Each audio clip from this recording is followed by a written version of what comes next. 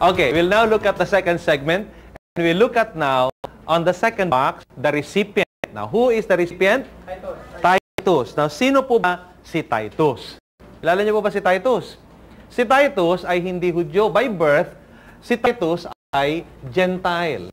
Isang tao na Gentile by birth. Okay? Gentile by birth. According to Galatians chapter 2, verse 3.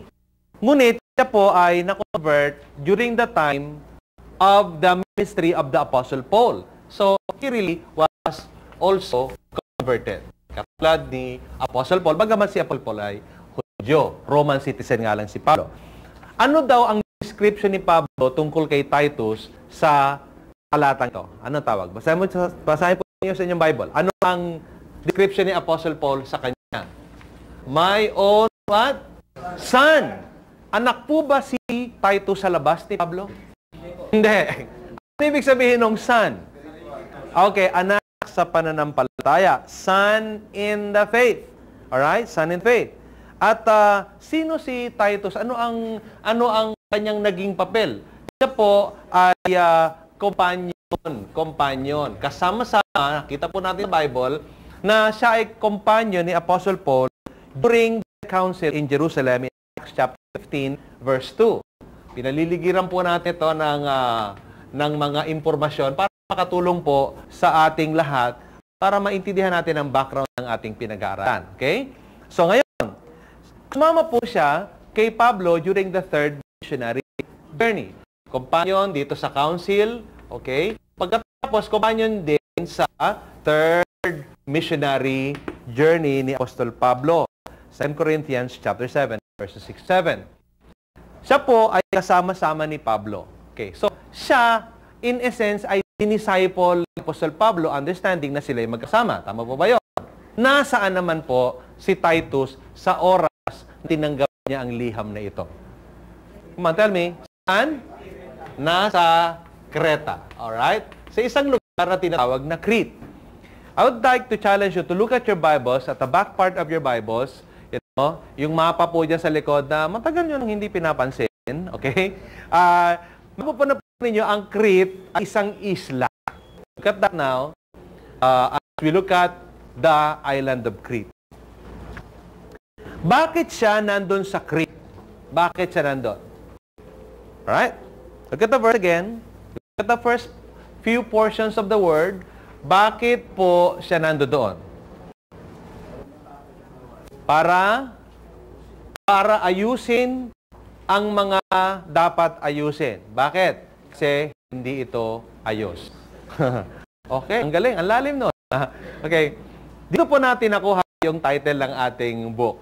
Okay? To set in order the things that are necessary. So there was actually disorder. So we will answer this. Why? To set things in order. To set things in order. Because there was disorder. Because probably there were false teachers in the church or in that place. Hindi ba? Nalala ba ninyo, sabi ni Apostol Pablo, patungkol sa pananaw daw ng Diyos, patungkol sa kaayusan. Ano sabi niya? God is not the author of confusion, but of peace, as in all churches. So ayaw ni Lord ng confusion. Gusto ni Lord maliwanag na maliwanag ang ating posisyon, ang ating pananaw. Di ba? Alam nyo, marami mga churches ngayon, hindi na malaman yung pangalan ng church dahil dami na, naubos na lahat ng mga Greek at English.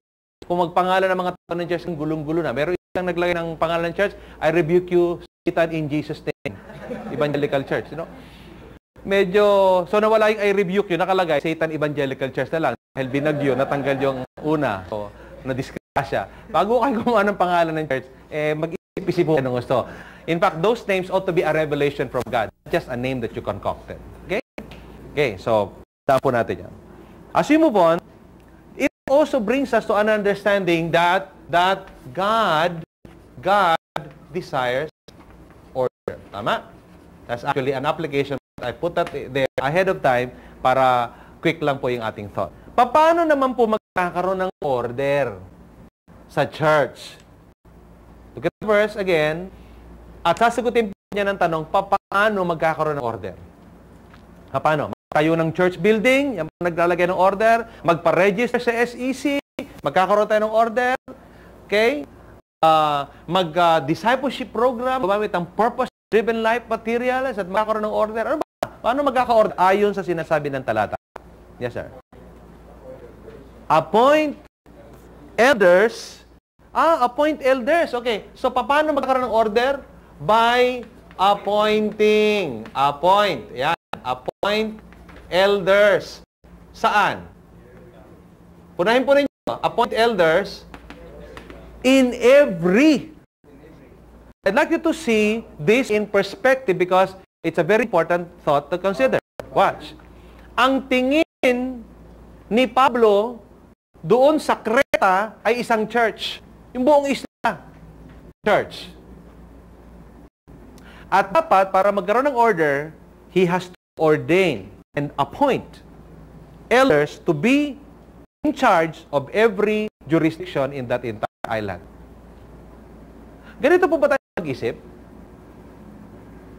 O hindi? Marami sa mga pastor na denominational thinker, I'm not against denominations, but there are people who are on the negative side of denominational thinker, think na kaya sila nandun para paramihin lang yung kalang denominasyon. Baptist ako, nandito ako dahil kailangan dito ng Baptist. Ganon, alliance naman ako. Kailangan dito ng mga alliance. Kaya kayo, kayo.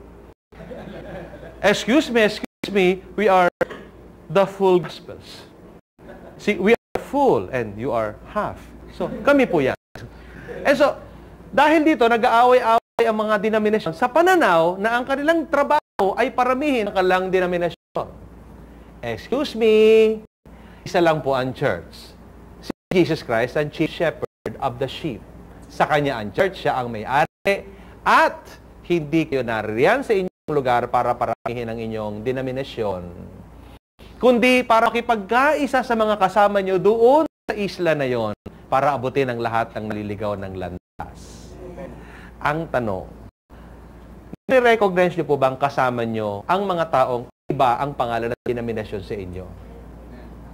Kayong mga magkakatabi na galing sa iba't ibang mga churches, magkakasama po ba kayo? Kayo po ay magkasangga. Pagkasabi sa katabi, magkasangga tayo. Ayan. Okay. Now, I'd like you to look at this from another perspective sapagkat dito po sa OIA, meron ditong isang malagang bagay na kapuna-puna. Okay? I'm gonna do this quickly para makita po ninyo na yung isang isla ng Creta, isang isla, okay, itong buong Crete, ang buong Crete, ang pananaw ni Apostol Pablo ay isang church lang. There's only one church in Crete. At ang trabaho ni Titus ay maglagay ng mga elders. Bakit? Ano ito? Territorian. They understood very well what territoriality means. Teritoryo ng Kristiyano, ito. And they're about to evict the false teachers. And this is the way we have to understand this perspective. Now, therefore, I must. Application time. Let's go. Ano ang mga I must dito? Pakinggan ko nga pa. I must ano? I must, sige po. I must cooperate with the denominations. Ano yung culture natin bago? Ayan. Sabay-sabay? Agriculture. Yan. Ano pa? Ano pang I must natin dito? Dito tayo magko-cooperate. Ano pa? I must obey what? O command. Alright. Now, merong particular command at merong calling. Ang command, go. Hindi ba? Go and make disciples, all nations. But you have an individual calling. Inilalagay sa puso mo, ilalagay ng Panginoon sa puso mo kung saan ka pupunta. May iba sa atin, pupunta sa Afghanistan, pupunta sa Tawi-Tawi, pupunta sa Muslim Mindanao, pupunta sa Cordillera, di ba? Bakit? Si Lord lang naglagay nun sa puso. At huwag kang pupunta sa lugar na hindi pinapupuntahan sa'yo ni Lord. Papapagod ka doon. Hindi ka bagay. Diba? Para kang pagong sa bundok. Walang tubig doon. Hindi ka bagay doon. At merong nilalagay, God wires us for a particular task. Do you agree? Okay. Ano pa hong therefore I must natin dito? Ano pa? Come on, answer. Meron pa ba? I must think positive. Okay. Ano pa? Ano po? Maset order. Okay. Tandaan natin, ang trabaho natin ay taga-paglay ng order. Nagkakaroon po ba ng order pag dumarating kayo sa isang lugar? O lalo nagkakaroon ng disorder? Ayan. So, pakitanong ang inyong katabi, order ka ba o disorder? Ano ba? Okay. So, yan ang ating trabaho. Alright, that ends our segment for this particular box.